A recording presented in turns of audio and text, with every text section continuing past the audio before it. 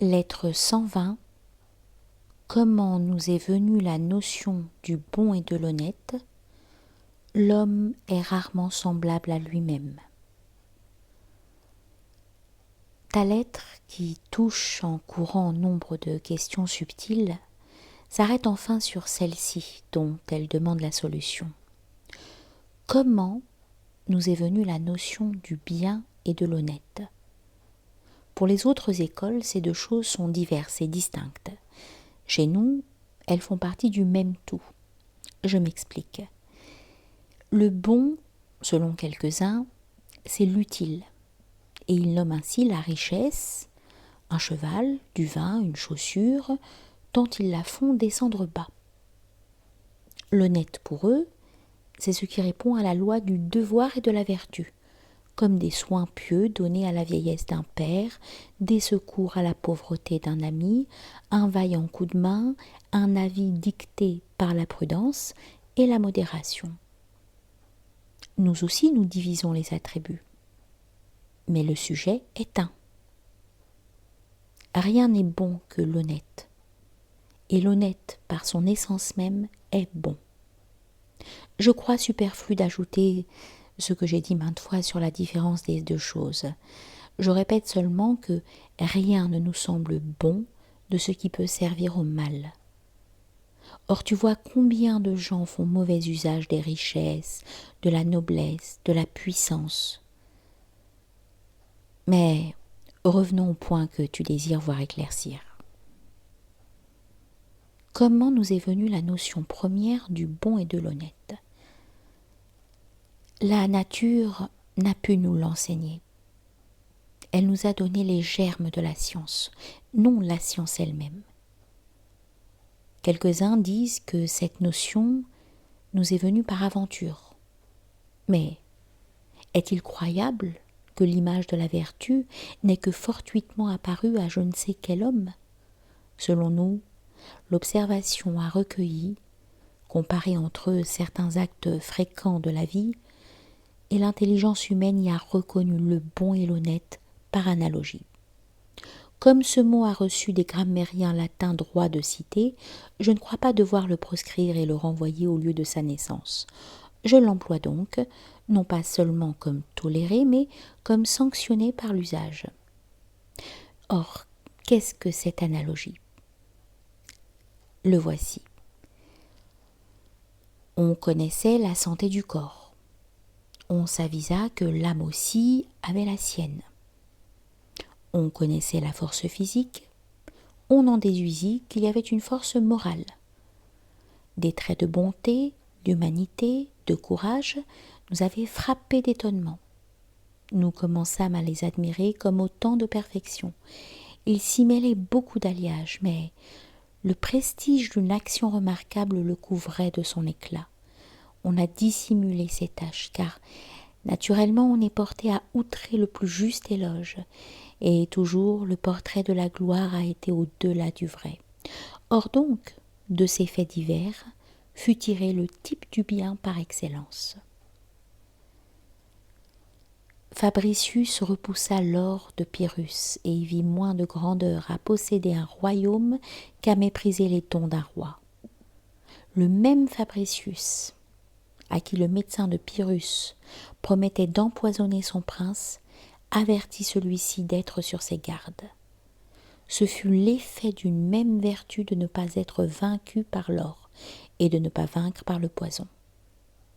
Nous avons admiré ce grand homme, inflexible aux offres d'un roi, tout comme à celles d'un régicide, obstiné à suivre la vertu son modèle, soutenant le plus difficile des rôles, celui d'un chef de guerre irréprochable, croyant qu'il est des choses non permises même contre un ennemi. Enfin, au sein d'une extrême pauvreté, pour lui si glorieuse, n'ayant point moins horreur des richesses que de l'empoisonnement. Pyrrhus, a-t-il dit, tu vivras grâce à moi. Réjouis-toi de ce qui a toujours fait ta peine. Fabricius est incorruptible. Horatius Coclès à lui seul intercepta l'étroit passage d'un pont. Il voulut que la retraite lui fût coupée. pourvu qu'on fermât le chemin à l'ennemi dont il soutint l'effort jusqu'au moment où retentit avec fracas la chute des solives brisées. Alors tournant la tête et voyant le péril de sa patrie écarté auprès du sien, « Me suive qui voudra maintenant » s'écrie-t-il. Et il se précipite dans le fleuve, non moins soucieux, au milieu du courant qui l'entraîne, de sauver ses armes que sa vie, ces armes invaincues dont l'honneur fut maintenant sans tache, fut maintenu sans tache. Et il rentra dans Rome aussi tranquillement que s'il avait passé par le pont même.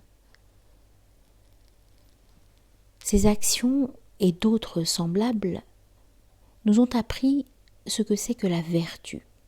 En revanche, ce qui peut sembler surprenant, le vice en obtint parfois les honneurs, et l'honnête parut briller où il était le moins. Car il est, tu le sais, des vices qui avoisinent les vertus, des penchants dégradés et vils sous des dehors de moralité. Ainsi, le prodigue a des airs de générosité, bien que la distance soit grande de qui sait donner à qui ne sait pas conserver, car on ne peut trop le redire, Lucilius. Beaucoup jettent leurs dons et ne les placent pas. Or, appellerais-je libéral un bourreau d'argent ?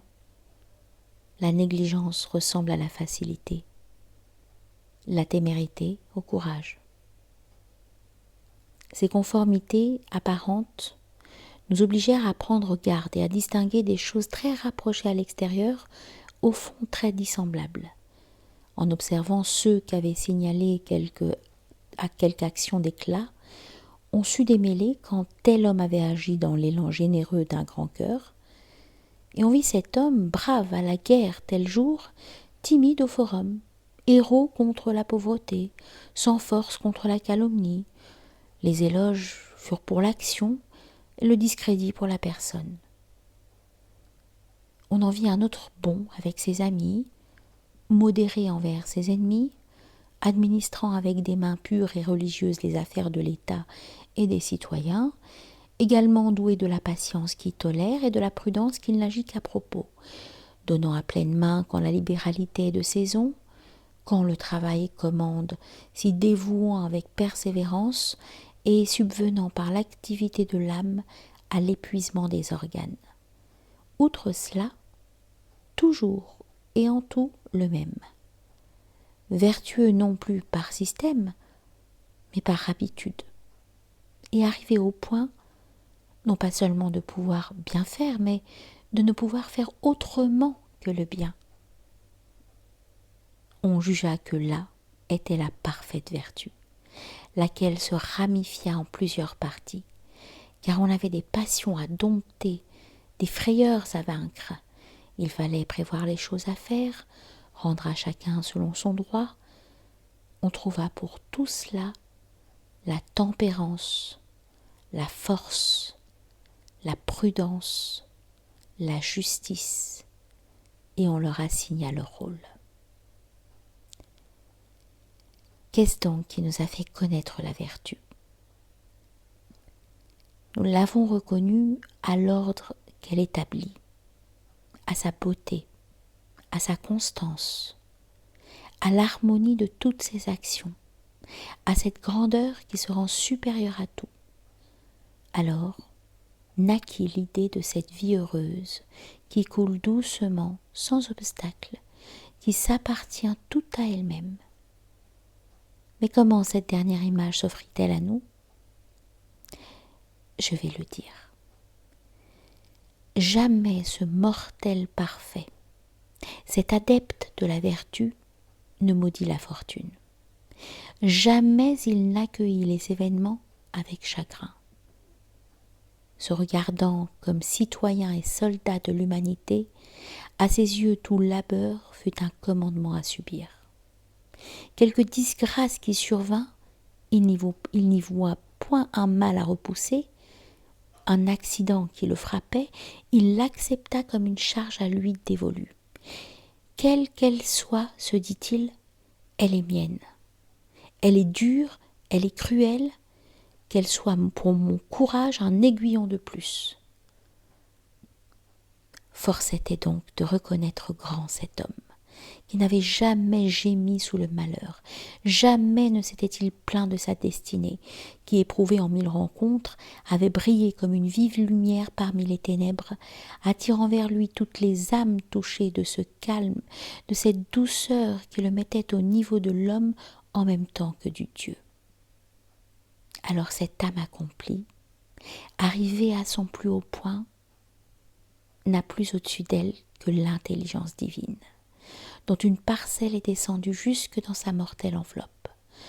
Or jamais le divin ne domine mieux en lui que lorsque la pensée qu'il est mortel lui révèle qu'il a reçu la vie pour l'employer dignement, que ce corps n'est point un domicile fixe, mais une hôtellerie, et une hôtellerie d'un jour qu'il faut abandonner dès qu'on se sent à charge à son hôte.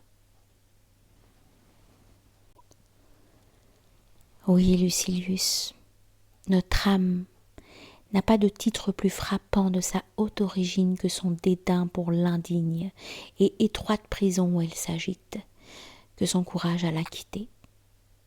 Il n'ignore pas où il doit retourner celui qui se rappelle d'où il est venu. Ne voyons-nous pas combien d'incommodités nous travaillent, combien ce corps est peu fait pour nous? Nous nous plaignons tour à tour du ventre, de la tête, de la poitrine, de la gorge. Tantôt nos nerfs, tantôt nos jambes nous tiennent au supplice, les déjections nous épuisent ou la pituite nous suffoque, puis c'est le sang qui surabonde, qui plus tard vient à nous manquer. D'ici, de là, nous sommes harcelés, poussés dehors, inconvénient ordinaire à l'habitant d'une demeure qui n'est point la sienne, et au sein même du ruineux domicile qui nous est échu, nous n'en formons pas moins d'éternels projets. Nous n'envahissons pas moins en espoir le plus long avenir qu'une vie humaine puisse attendre, jamais rassasiée d'or, jamais rassasiée de pouvoir. L'impudence et la déraison peuvent-elles aller plus loin? Rien ne suffit à des êtres faits pour mourir. Disons mieux, à des mourants. Car point de jour qui ne nous approche du dernier, du bord fatal d'où il nous faut tomber. Et chaque heure nous y pousse. Vois quel aveuglement moral est le nôtre. Cet avenir dont je parle s'accomplit en ce moment même et est en grande partie arrivé, car le temps que nous avons vécu est rentré dans le néant où il était avant que nous ne vécussions. Et quelle erreur de ne craindre que le jour suprême, quand chaque jour nous avance d'autant vers la destruction. Ce n'est point le pas où l'on succombe qui produit la lassitude, il ne fait que la révéler. Le jour suprême aboutit à la mort, mais chaque jour s'y acheminait. Elle nous mine peu à peu, elle ne nous fauche pas. Aussi toute grande âme, ayant conscience de sa céleste origine, s'efforce-t-elle au poste où elle est mise de se conduire avec honneur et talent. Du reste, ne jugeant comme à elle aucun des objets qui l'entourent, elle en use à titre de prêt. Elle est étrangère et passe vite. Une pareille constance chez un homme n'est-elle pas comme l'apparition d'une nature extraordinaire? Surtout, ai-je dit, si cette grandeur est démontrée vraie en ce qu'elle est toujours égale? Le vrai demeure invariable. Le faux ne dure pas. Certains hommes sont tour à tour Vatinius et Caton. Tout à l'heure, il ne trouvait pas Curius assez austère, Fabricius assez pauvre, Tubéron assez frugal, assez simple dans ses besoins. Maintenant, il lutte d'opulence avec Licinius, de gourmandise avec Apicius, de mollesse avec Mécène. La grande marque d'un cœur corrompu est de flotter, de se laisser balloter sans fin des vertus qu'on simule aux vices qu'on affectionne. On lui voyait tantôt 200 esclaves, tantôt 10.